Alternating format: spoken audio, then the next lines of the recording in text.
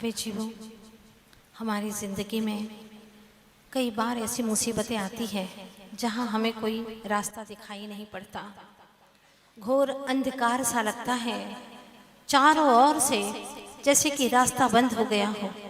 जब कोई पथ नहीं सूझता, उन क्षणों में ऐसा लगता है कि कोई आए और हमें थाम ले, बता दे हमें कि हमारा इस बियावान जंगल से, इन संकटों के जहाँ पर शूल बिछे हुए हैं, वहाँ से कोई निकलने का रास्ता दिखा दे। तो कहाँ है? मुसीबतों ने जब भी मुझे काले बादलों की तरह घेर लिया, मुसीबतों ने जब भी मुझे काले बादलों की तरह घेर लिया, जब कोई राह नजर नहीं आई तो गुरु ने आकर मुझे समेट लिया, गुरु ने आकर मुझे समेट लिया। एक गुरु ही ऐसे हैं जिनको हम स्मरण करते हैं तो उनकी दिव्य ऊर्जा हमें प्राप्त होती है, हमें रास्ता सूझने लगता है। चाहे गुरु कहें या प्रभु कहें, बात एक ही है। जन्मों जन्मों से भटकती इस आत्मा को सतपथ दिखाने वालों की तलाश है। कोई आए और हमें सतपथ दिखा दे कि ये तुम्हारा सच्चा और सही रास्ता है, अभी तक जो तुमने गलतियां की हैं उसको भी ये माफ करता है। अगर इस राह पर चलोगे तो और आगे का मार्ग भी तुम्हारा प्रशस्त हो जाएगा, भूत और भविष्य दोनों ही संवर जाएंगे। इसीलिए कहा है किसी ने कि हरि को तजूं गुरु को न विसारूं।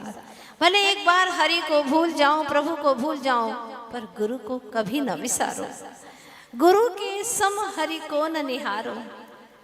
गुरु की महिमा ज्यादा है, ऐसा कहा है। प्रभु से भी गुरु की महिमा ज्यादा है, क्योंकि प्रभु तो मौन रहते हैं, प्रभु से वास्ता क्या है। गुरु तो बोल करके हमें पथ दिखाते हैं ना, रास्ता क्या है गुरु दिखाते हैं। इसीलिए हम गुरु को ज़्यादा महत्व देते हैं। पंच परमेष्ठी में सबसे पहले हम अरहंत भगवान को प्रणाम करते हैं, जो हमारे पथ प्रदर्शक है।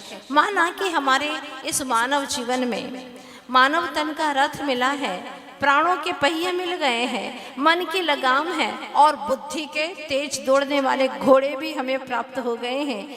आत्मा रूपी राजा है, किंतु गुरु रूपी निर्देशक न हो तो गंतव्य तक हम कैसे पहुंचेंगे? चाहे कितना ही कुछ भी हो, कितना ही बड़ा संग्राम स्थल हो और बहुत सारे सैनिक हो, किंतु जिनके साथ में श्री कृष्ण जैसे सारथी हो, वो पांडव कम होते हुए भी उनकी विजय तो निश्चित होती है। और चाहे कितनी बड़ी सेना हो कौरवों की, सारे कृष्ण जी की सेना उन्हीं के पास में थी, फिर भी कृष्ण जी जैसे सारथी थे। सारथ्य करने वाला अगर व्यवस्थित हो, दिशा निर्देशक सही हो, तो निश्चित ही हम गंतव्य तक पहुंच जाते हैं। ठीक उसी प्रकार से हमारे जैनागम में भी गुरु की महिमा गाई गई है। सच्चे देव, शास्त्र और गुरु, इन तीनों की महिमा गाई जाती है। पर हमने देखा है कि गुरु की पूजा करने की आखिर क्या महिमा होती है। सच्चे देव की पूजा कर भी लेते हैं तो भी शास्त्र और गुरु की पूजा शेष रह जाती है। शास्त्र की पूजा भी कर लेते हैं तो गुरु की पूजा शेष रह जाती है। किंतु जब गुरु की पूजा कर लेते हैं तो फिर किसी की भी पूजा शेष नहीं रहती।